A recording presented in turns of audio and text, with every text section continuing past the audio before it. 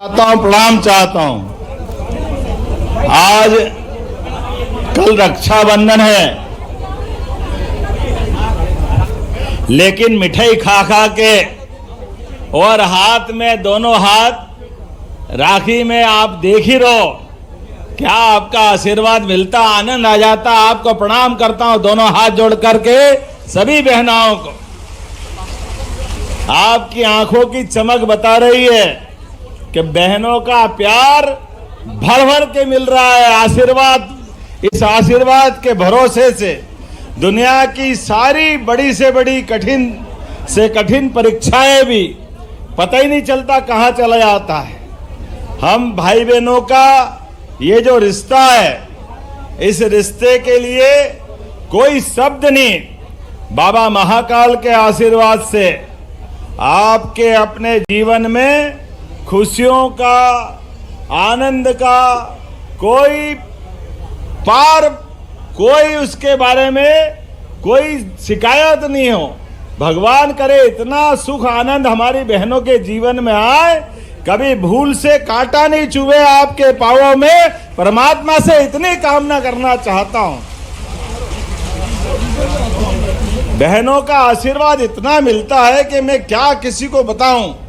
और बहनों, आपके आशीर्वाद का ही फल है कि कल ही बहनों के खाते में 1,27,00,000 बहनों के खाते में 1850 करोड़ रुपए की राशि डाली लाडली बहनाओं के लिए।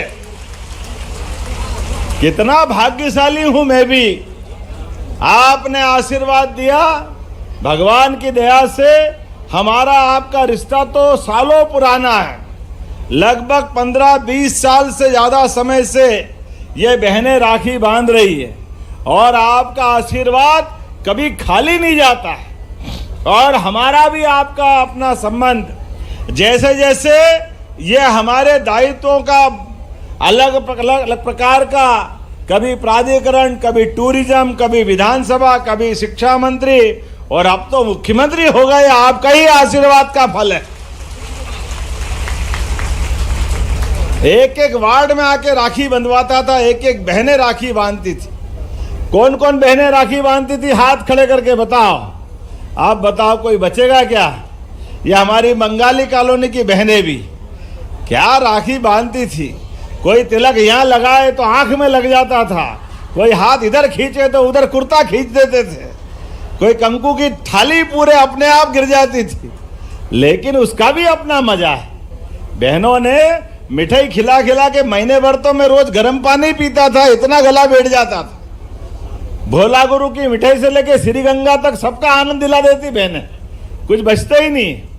लेकिन ये जो आनंद है भगवान की कृपा से, रक्षाबंधन का त्योहार ये भाई बहन के रिश्ते का सबसे पवित्र त्योहार है। मैं प्रणाम करना चाहता हूं। हर राखी जैसे एक संदेश देती है, भैया सुरक्षित रहे, स्वस्थ रहे और कर्तव्यों पे अडिग रहे। ये बहनों का आशीर्वाद मुझे मिलता है, मैं आपको प्रणाम करता हूं।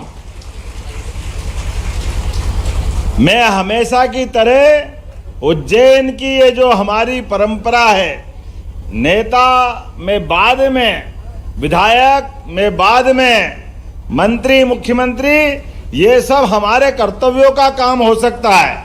लेकिन सच्चे अर्थों में सगे भाई बहन से ज्यादा प्यार आपने लुटाया है। मैं आप सबको प्रणाम करता हूं, आपके माध्यम से प्रदेश की बहनों को प्रणाम करता हूं,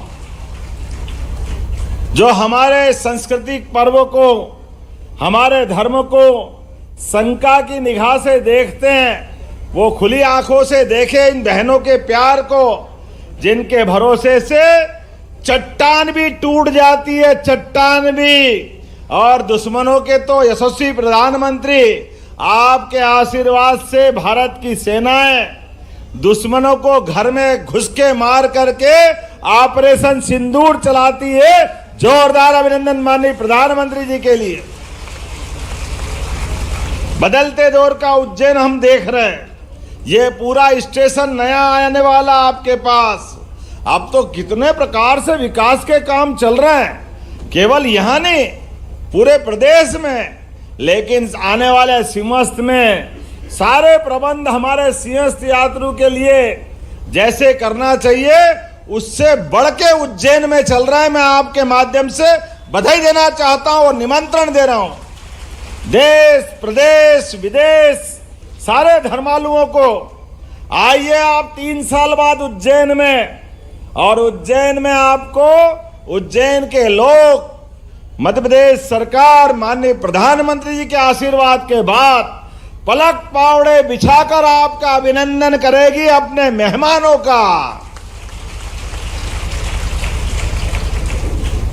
कोई घाट वाले घाट बन रहे हैं, कहां सिद्धनाथ के आगे कालेदेव पैलेस से नदी का ये किनारा, नदी का वो किनारा, शनि मंदिर के आगे तक इतने बड़े घाट बन रहा। अपन छिपरा परिक्रमा करते थे, कच्चे पक्के में कैसे जाते थे, अब कोई केवल घाट घाट पे चलेगा तो कहीं कोई 5 मिनट के लिए भी कच्चे पे नहीं चलना पड़ेगा।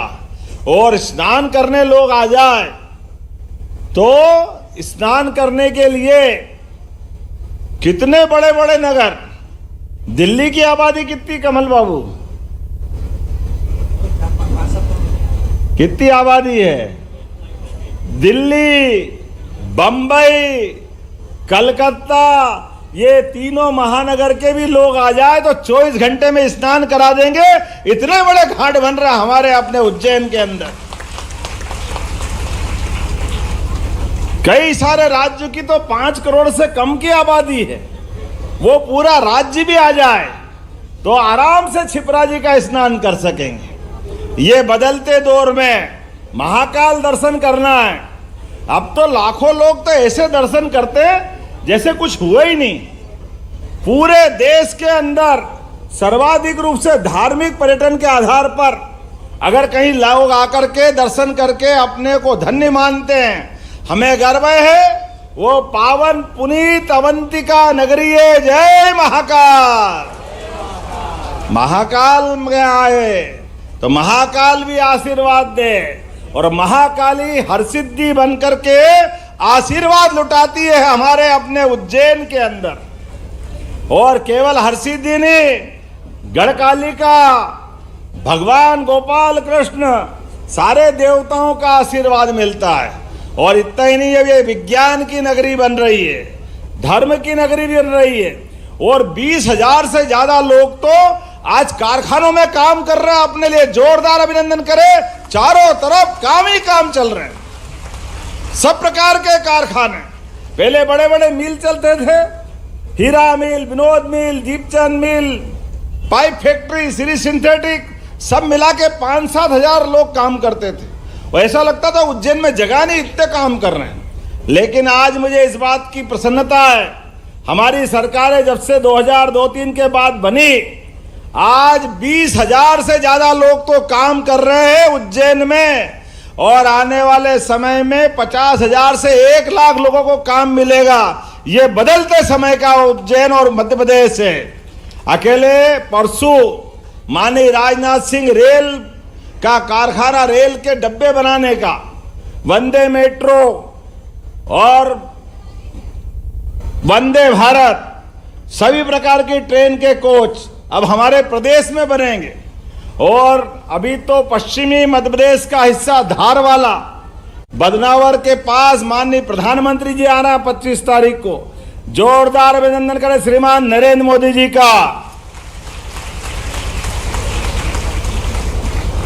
जिनके माध्यम से बदनावर के पास बड़े पैमाने पे 1 लाख से ज्यादा लोगों का कपास से धागा, धागे से कपड़ा, कपड़े से रेडीमेड गारमेंट्स और देश और दुनिया में निर्यात करेंगे।